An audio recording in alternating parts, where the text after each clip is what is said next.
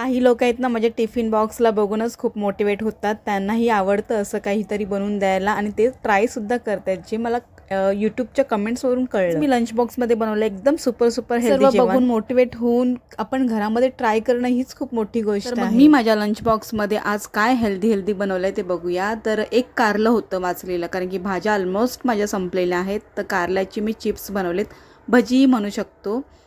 चपाती आहे, राईस आहे आणि आठवड्यातून एकदा बनली जाणारी ताकाची कढी. फ्लावर थोडासा होता आणि वाटाणे होते, नरमवाले वाटाणे आहेत. त्याच्यामुळे मी कुर्मा भाजी बनवलेली आणि एक बीट होतं ना, त्याचं मी कोशिंबीर बनवलं. त्याच्यामध्ये मिरची, हिंग, कांदा आणि ओलं खोबरं टाकलेलं आहे.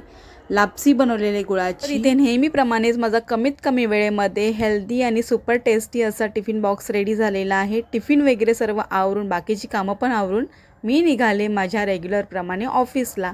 तर चला मग भेटूया आपण अशाच शॉर्ट व्हिडिओबरोबर. तोपर्यंत